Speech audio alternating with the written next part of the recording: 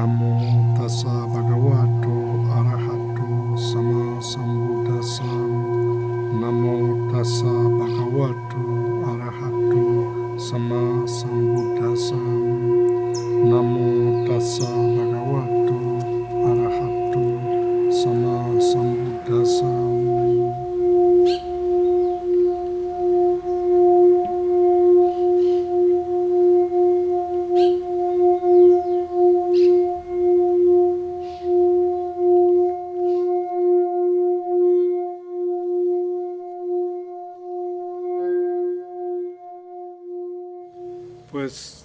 Pues hay un verso ahí en la mapa de que dice, ¿no?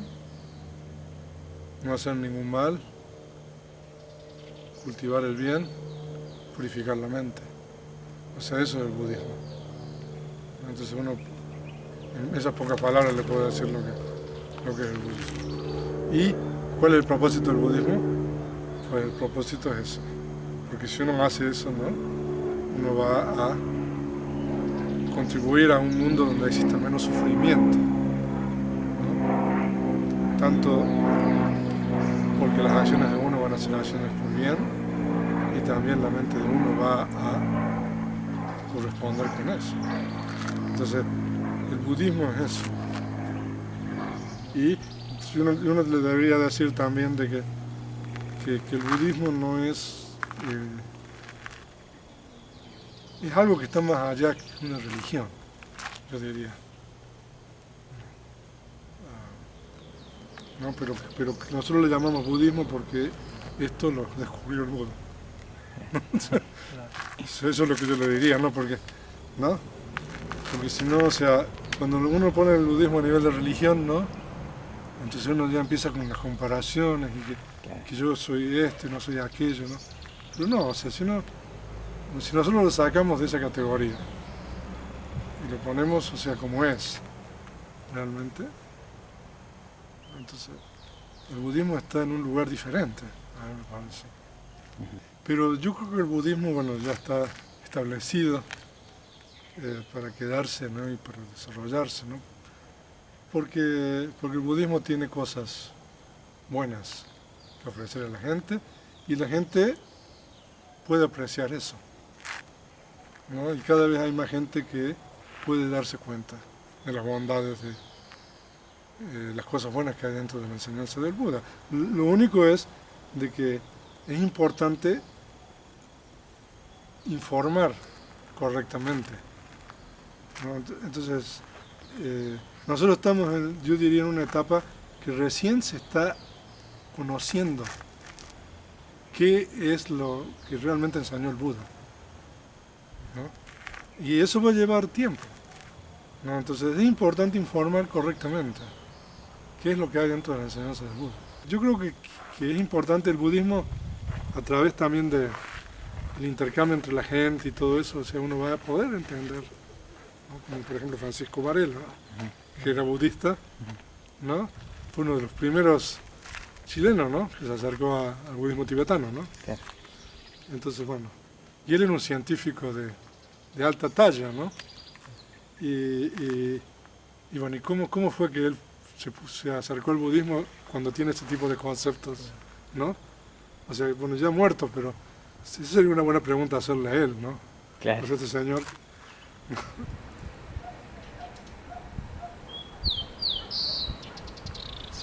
El modelo educativo tiene que estar fundamentado en los valores éticos, ¿no? Eso es fundamental.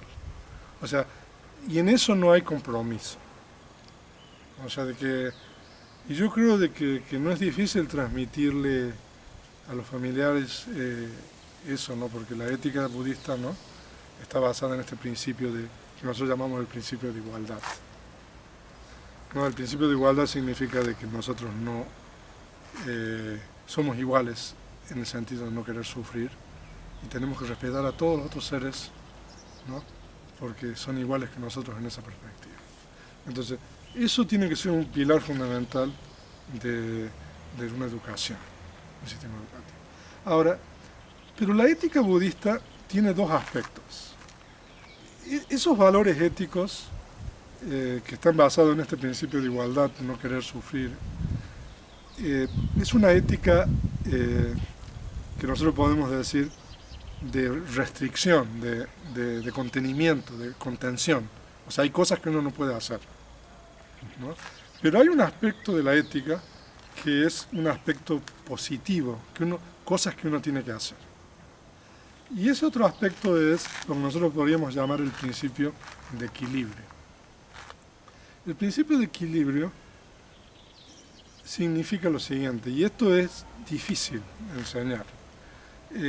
Nosotros como seres humanos, en la sociedad que nosotros vivimos, desempeñamos diferentes roles, ¿no? O sea, usted está con su papá o con su mamá, usted ahí está en una relación, ¿no? Si usted está con su esposa o su novia, es otra relación. Si usted está con sus amigos, es otra relación. Si usted está en el trabajo, ¿no? Si usted es profesor, o sea, usted tiene un rol, ¿no?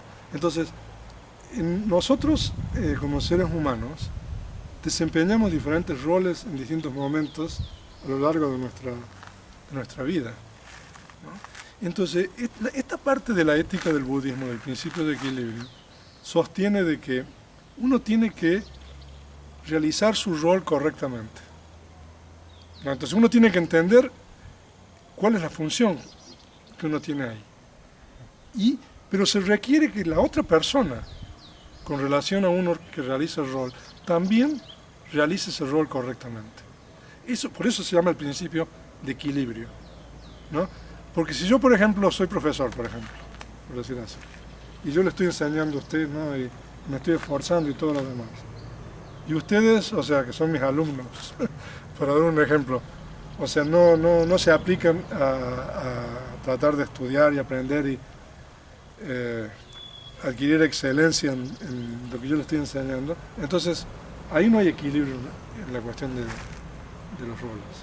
Por supuesto que ese equilibrio es algo relativo y dinámico, ¿no? Que uno puede alcanzar más o menos. Yo creo que en el mundo moderno nosotros podemos decir cuáles son mejores sociedades que otras, ¿no?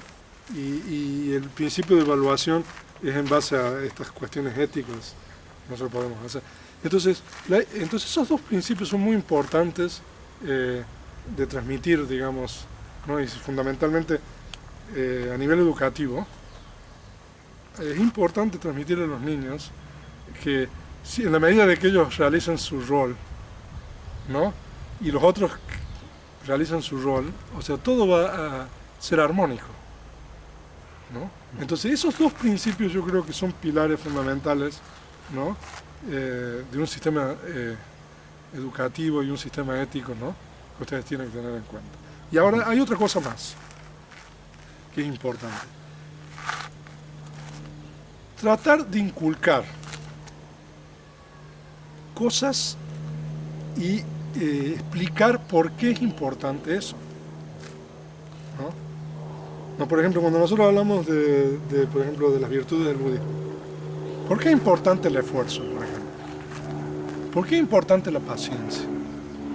¿No? Entonces yo creo que los instructores y los maestros y todos los demás tienen que tratar a nivel ético, tratar de transmitir y enseñar y que los niños entiendan en su propio contexto por qué es importante todas esas virtudes, ¿no? No decirle, por ejemplo, ustedes tienen que hacer esto, tienen que seguir esto, no. Que ellos mismos descubran a través de ellos mismos, ¿no?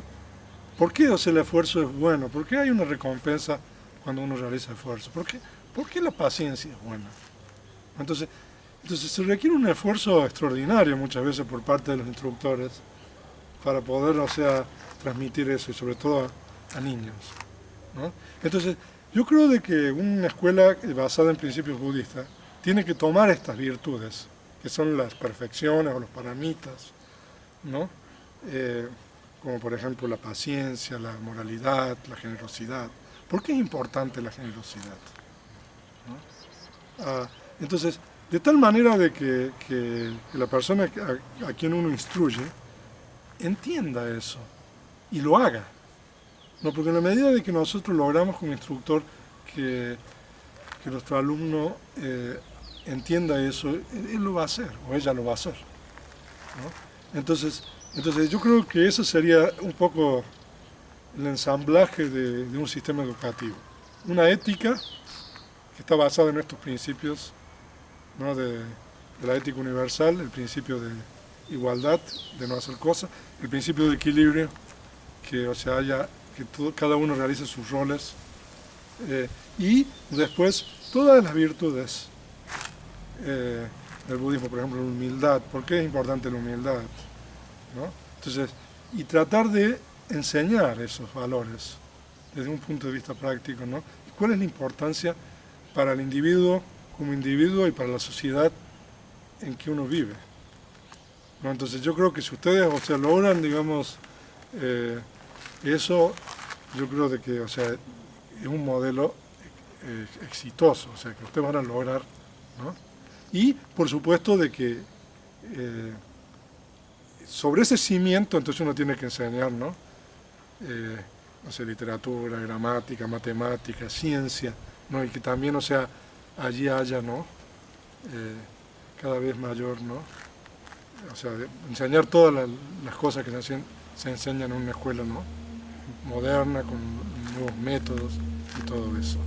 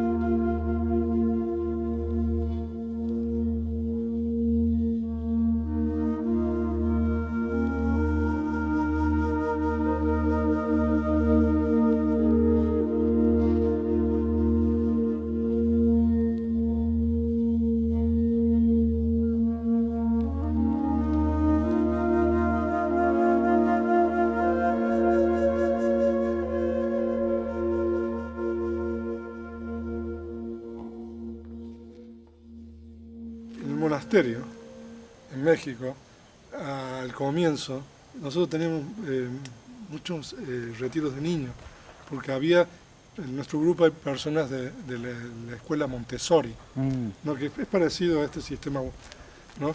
Entonces iban al monasterio con niños, por ejemplo, a plantar árboles, a hacer servicio y todo eso.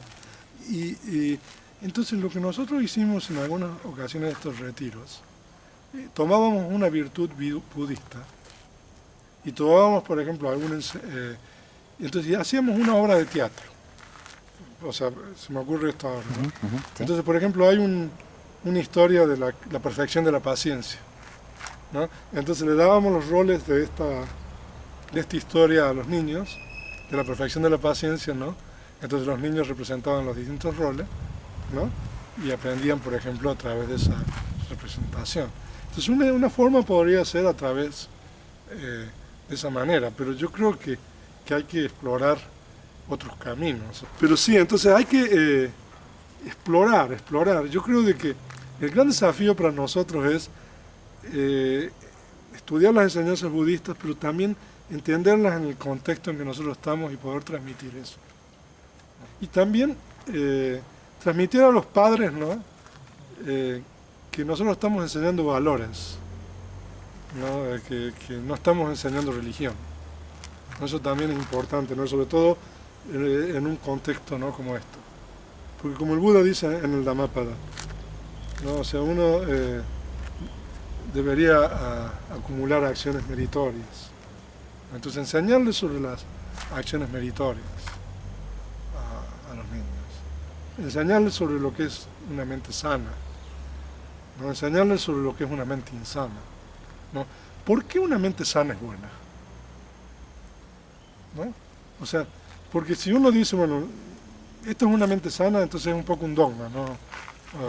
Pero si uno les puede explicar por qué esa mente sana es buena, por qué esa mente insana no es buena, O sea, porque en realidad todo lo que están aprendiendo, ¿no? O sea, lengua, aritmética, matemáticas, no sé, ciencia, geografía, historia, es en realidad entrar en ese mundo de la realidad convencional, ¿no? Y uno va acumulando, ¿no? Después usted estudió veterinaria, ¿no? O sea, después va a la universidad y uno le sigue dando, ¿no? O sea, y cada vez se va refinando más eso. Entonces es como si uno se va apoyando, ¿no? En cosas anteriores para... Entonces, pero en realidad todo es el mundo de los conceptos, la realidad convencional. Entonces, entender un poco eso, de que uno está, que la educación en realidad es eso. ¿No? Entonces, ¿cuál es el propósito? O sea, tratar de transmitir la sabiduría que hay detrás de eso, ¿no? De que detrás de eso está la realidad última, ¿no? Y también todas las virtudes están más allá de la realidad convencional, ¿no? Entonces cuando uno practica paciencia, cuando uno practica meta, ¿no? Eso es realidad última, ¿no? Entonces, no sé, si uno pudiera de alguna manera, porque los niños no lo van a entender si uno lo explica así, pero si uno le puede transmitir eso a los niños a través de la educación y la enseñanza, ¿no? Entonces eso sería, o sea, muy bueno, porque van a salir gente, ¿no? O sea muy bien, en realidad.